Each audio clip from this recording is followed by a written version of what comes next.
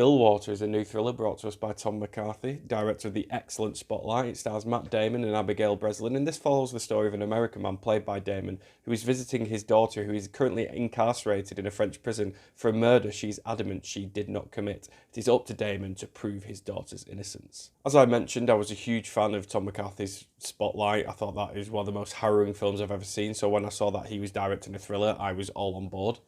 And for the most part, I really enjoyed this film. It's been a long time since I've had a really good thriller. I think the acting here is excellent. Damon really brings his A game. It's probably his best performance since The Martian. Abigail Breslin is also awesome here. The direction is awesome. There's a lot I really liked about this film.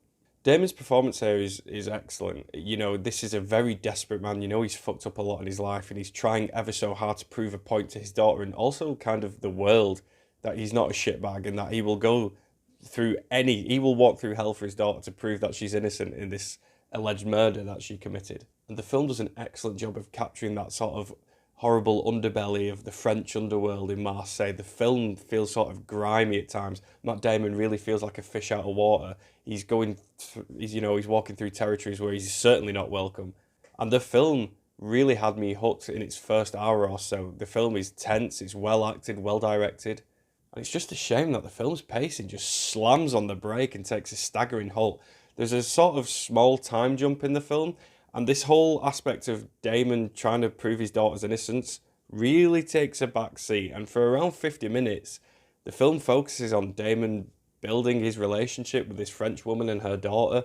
It's almost as if I was watching a completely different film at times. It's not as if this section is boring. It's just, I was really gripped for the first hour of the film, and to go at that sort of breakneck speed to then just watching Matt Damon trying to start a family, it felt sort of unnecessary.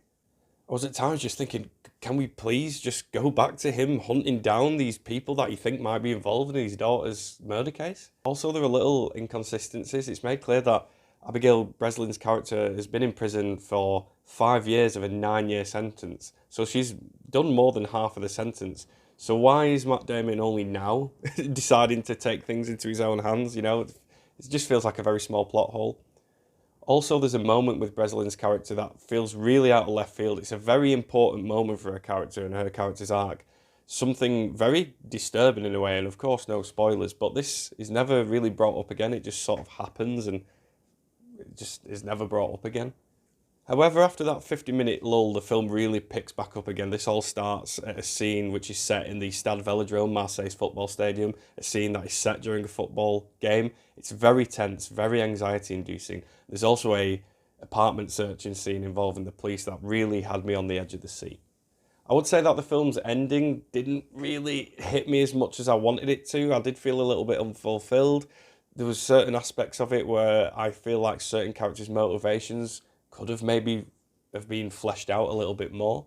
Other than that, I'd say Stillwater is a pretty damn good film, and I'm going to give it 3 stars.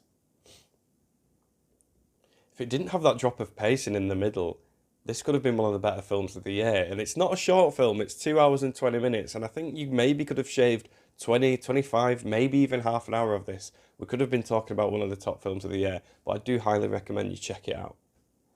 As always, guys, thanks for watching. Please like, subscribe, and all that cringy shit I don't like saying, and I'll see you on the next episode of James Eddy Reviews.